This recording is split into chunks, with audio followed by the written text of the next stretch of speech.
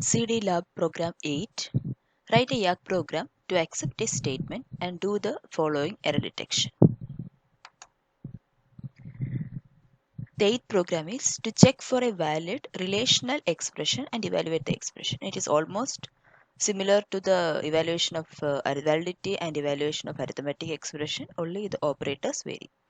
So your LEX program has a definition section which has y.tab.h, stdio.h as the header files, and yval as the external integer variable, a local variable val. y.tab.h is for the token declaration. The definition section come to an end now. We are going to the rules section where for relational expression also either you are going to accept the token as an id or as a number anyway. So it has two main tokens, one is id and other one is num. The first pattern is for identifier. If this pattern matches, it will do this corresponding action. Print the value of the variable y text, whatever it is matched, whatever set of characters is matched by the lexical analyzer. If it is an identifier, it will ask for the value, integer value what you have given from your input device, and it will be stored in yval, which is an external integer variable, can be passed directly to the other file yak, and it will return the token as id. And you have an other pattern for identifying your integer value. It can be float or integer. It will be in the text format converted to integer, that by using a2y function, and store it in yval and return the token as num.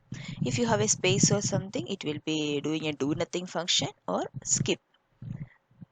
When you have a new line, it will return 0. When any other characters other than the predefined patterns, it will return that particular character by text of 0 to the other file yak. And to check whether input is exhausted or not, you will be having a wrap function.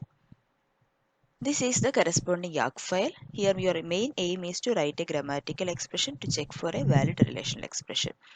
The definition section contains header file stdio.h and a flag variable which is set to 1, and tokens are only two tokens, id and num.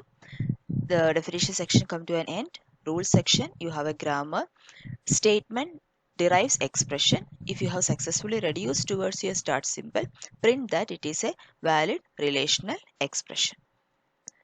Expression can be, you have to check for the valid relational expressions. Relational operators can be less than, greater than, less than or equal to, greater than or equal to, and so on. So it is just checking. Expression within bracket expression means there is no action to be printed. It will successfully reduce towards expression and statement, print that it is valid. If there is only an open parenthesis, no close parenthesis, you have to print an error that missing right parenthesis. If expression less than expression, that is, this is also a binary operator. If both the operands are present, less than operator is recognized, and it will evaluate $$ equal to $1 less than $3. It will evaluate and store 0 or 1 to $$ and print it. If only one operand, it will print that right operand is missing. Similarly, for greater than operator, if both the operands are present, it will evaluate and print the result. If there is any one operand missing, it will print that that particular operand is missing. If less than or equal to expression, if both the expressions are there, it is a valid less than or equal to operation, and it will evaluate and store it in $. Why it is now $4? You can see here that $$ equal to $1 less than or equal to $4. This is the first. If you are checking for 1 less than or equal to 2, 1 is the first command line argument, that is $1. Less than is the second command line argument, $2. Equal to is another command line argument, $3.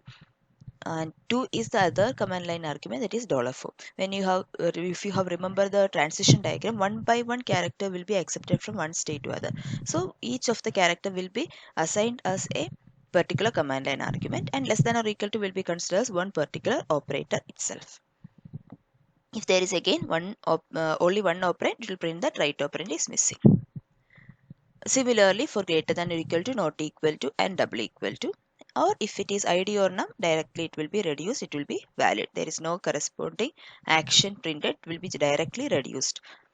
This is how you are going to write down your rule section, and not necessary that you have to try only this pattern and action. If you want to extend your grammar, you are allowed to do so. Now we'll see the main function. Main is the starting of your program execution. It will ask for entering a valid relational expression. You will enter that. YY-parse will invoke your parser. It will start checking for a grammatical expression. If a token is found, it will interact with the lexical analyzer, check whether corresponding tokens are there. If it is there, it will execute that, find out the token definition, and check with your grammar production whether it can be successfully reduced towards your start symbol. If it cannot be done, it will directly invoke y by error and print that it is an invalid relational expression.